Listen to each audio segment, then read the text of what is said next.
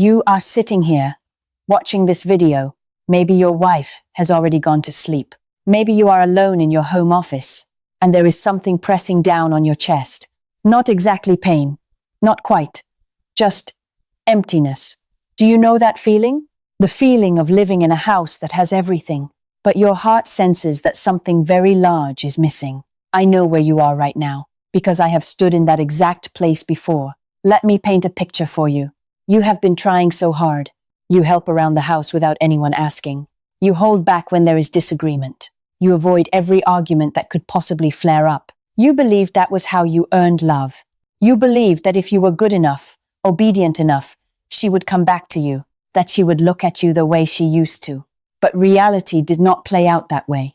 The more accommodating you became, the more distant she grew. Kisses turned stiff and hollow. Moments of closeness grew sparse, then disappeared entirely. And now you are living in a marriage without intimacy. No fire, no real warmth, just two people sharing the same roof, like two polite roommates. Every night when you lie down, you feel rejected. Not once, but over and over again, like a small cut that never heals. Today I want to be honest with you. I am not here to lull you into comfort. I am not here to say what you want to hear. I am here to say what you need to hear, even if it hurts, even if it makes you uncomfortable, because the truth is the only medicine that works. And the truth is this: your obedience is killing your attractiveness. Quietly, a little more, every single day. Before we go further, I need to make one thing clear. What I am about to share is for healthy relationships, for couples who still love each other. If you are in a relationship that involves violence, or emotional, or physical abuse, please seek professional help immediately. That matters more than any video. But if you want to reclaim your strength in a marriage where love is still present, then stay with me for this entire journey. Now, I want you to be completely honest with yourself, just for a moment. Are you walking on eggshells? Are you afraid of making her unhappy? Do you ask permission before going out to see friends? Are you hoping that if you submit enough, she will reward you with affection? If the answer is yes, I understand you. I truly do. But you need to hear this. Love is not a transactional contract, and you cannot buy desire by doing the dishes. Here is what is actually happening in your marriage. When you give up your role as the leader, a vacuum appears, like an empty chair at the head of the table. Nature despises a vacuum, and she is forced to fill it, whether she wants to or not. She is compelled to become the decision maker. She is compelled to carry pressures that were never meant to be hers. She has to be the strong one, because no one else is doing it. And that exhausts her nervous system completely. When a woman has to constantly operate in control and problem-solving mode, she cannot relax into being a woman. I want you to think about this carefully. This is not a matter of fairness. This is biology and psychology. When she cannot relax, she cannot feel desire. Those two things are inseparable. And the man who has unknowingly stripped her of that ability is you. Because somewhere along the way, you let go of the wheel without even realizing it. There is a study I want to share with you. In 2018, a team of psychologists at the University of California, Berkeley, conducted an experiment. They put couples through stressful situations, then observed how the women responded. The results showed one very clear thing. Women unconsciously evaluate a man's emotional steadiness. They watch to see whether he can be shaken. This happens within the very first 30 minutes of meeting someone. And it continues throughout the entire marriage. Not because women are cruel, not because they enjoy testing men, but because their brains are searching for an answer. The answer to one question. Is this man solid enough for me to lean on? In psychology, there is a concept called the masculine frame. That is the internal foundation you project outward. This is not about being domineering or old-fashioned. Please do not confuse the two. The masculine frame is the reality you create around yourself. It is the steadiness you maintain when emotional storms arrive.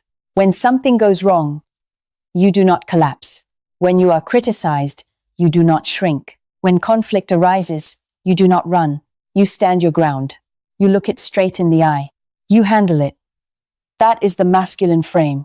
And when you lose that frame, she begins to feel unsafe. That insecurity does not appear as sympathy toward you. It appears as irritability, as criticism, as the withdrawal of physical intimacy. It sounds paradoxical, but that is the truth. Those behaviors are not attacks against you. They are the way her nervous system tests the situation, testing to see if you are still there, testing to see if you are still a reliable foundation. In psychology, we call this boundary testing. Many people know it by the term stress tests, or what some researchers bluntly call emotional challenge behaviors. She might criticize what you are wearing. She might show up late and offer no explanation. She might argue about something completely unreasonable, and you sit there wondering why she is acting this way.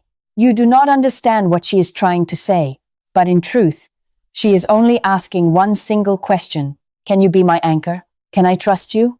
That is the deepest question a woman can ask. She just never says it out loud. So how do you respond to those tests? If you get angry, you have already lost.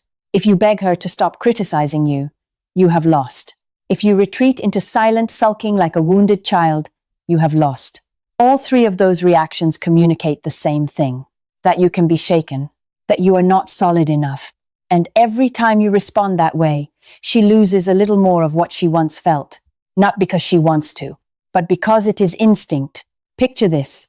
You are a passenger on a commercial flight. The plane hits turbulence. It shakes violently. You look toward the cockpit, and you can see the pilot panicking, hands trembling, crying out for help. What do you feel in that moment? Pure terror. Nowhere is safe. Now put her in that passenger seat, and you are the pilot.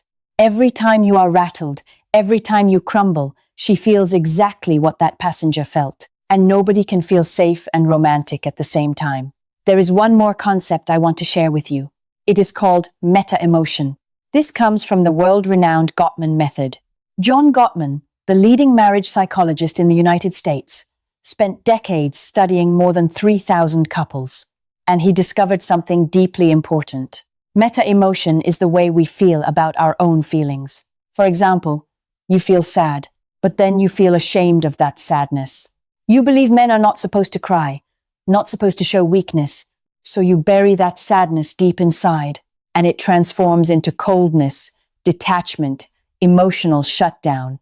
Gottman identified contempt as the single greatest killer of marriage. Not arguing, not infidelity, contempt. When your wife looks at you with an expression that tells you she no longer respects you, when every conversation she has with you feels like she is speaking to a child, that is the most dangerous sign of all. And contempt rarely appears from the very beginning. It accumulates slowly, bit by bit. From every moment, you were shaken and failed to hold your ground. Now, I want you to look at this from a different angle. This is the part most people overlook. Your wife's criticism is not an attack. It is actually a cry for help. She does not want to defeat you. She wants you to stand firm. Her nervous system is sending out a distress signal, a signal that she does not feel safe. She is pushing you to your limit just to see what happens. And what she wants to see is not surrender. She wants to see you stand still and smile in the face of that storm. So what do you actually do? I do not want to send you away empty-handed. I have 4 specific steps for you, not abstract theory. Things you can begin today. The first step is to re-establish your masculine frame. The first question I want you to answer honestly is this. Outside of your wife and children, what are you living for? Do you have your own passions? Your own goals? If not, that is the biggest problem right there. When you make your wife the center of your entire existence, you unknowingly place an enormous burden on her. She becomes the sole source of your happiness. That is a weight nobody wants to carry. Go to the gym. Learn a new skill. Spend time with your friends. Pursue something you once loved. When you have your own solid and interesting world, she will naturally become curious and want to be part of it, and never ask permission to be yourself. The second step is to meet challenges with calm. The next time she criticizes you, resist the urge to immediately defend yourself. I understand that instinct. You want to explain that you had your reasons, that it was not your fault, but that explanation is actually a signal of insecurity. Instead, use humor. Use composure as your shield. For example, if she says you have been looking a little heavier lately, do not get defensive. Do not argue. Do not apologize. Just smile and say something easy and confident. Something like, I'm just storing up extra energy so I can love you better. It sounds simple, but the power behind it is enormous. Your unshakable calm is a sedative for her nervous system. It tells her at the deepest level, I am okay. We are going to be okay. The third step is to communicate directly and honestly. This is the thing most men resist the most. We were taught that expressing emotion is weakness, so we keep everything inside and hope she figures it out on her own. That never works.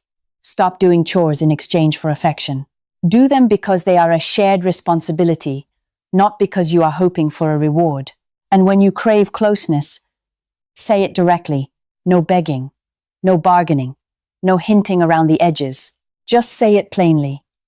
I want tonight to be just the two of us. Decisiveness and clarity always carry their own kind of pull. Women never feel desire for ambiguity. The fourth step is the meta-emotion conversation. This is the deepest step, and the most important one. Choose an evening when both of you are at peace. Not after a fight. Not when tension is running high. Sit down with her. Look her directly in the eyes and ask about her childhood. Ask her how her parents responded to her vulnerability when she was young. Was she allowed to cry? Was she allowed to voice her fears? Was there ever anyone who truly listened to her? Most of the anger inside a marriage is not about the present. It comes from very old wounds. When you understand that, you will find far more patience within yourself, and she will feel genuinely seen, perhaps for the first time in a very long while. That is the foundation of the deepest kind of bond. My friend, I want to say one more thing before we close. This journey is not easy. I would not lie to you about that. It requires you to be willing to break some old habits. Habits you have built over many years. Habits you believed were right, were good, were thoughtful. And truly, no one is at fault here. You are not at fault for trying. She is not at fault for pulling away. Both of you are simply responding to what your own nervous systems are driving you toward. What matters is that you recognize this and that you choose to change. There will be days when you fall short, days when you get rattled again, when you react the wrong way, and that is completely okay. Nobody becomes unshakable overnight. You do not need to be perfect. You only need to get back up every time you fall. That is what she is waiting to see in you. Not perfection, steadiness. I want to close with one image. Think of a lighthouse. It does not chase after the waves. It does not beg the storms to stay away. It simply stands there, solid and shining. And because of that, ships find their way to it. They feel safe when they see its light. That is what you need to become. Not a perfect husband on paper, but a steady lighthouse in your own marriage. In a marriage, the steadiness of a man is the safest harbor there is. Be the confident one at the helm, so she can rest her head on your shoulder and know that everything is going to be all right. And remember, never trade your strength for a false sense of peace, because that false peace is the grave of love. If you see yourself in this story, leave a comment below. I want to hear about your journey. I want to know how you are building your own foundation. Hit subscribe so we can walk this road together, because you do not have to do this alone.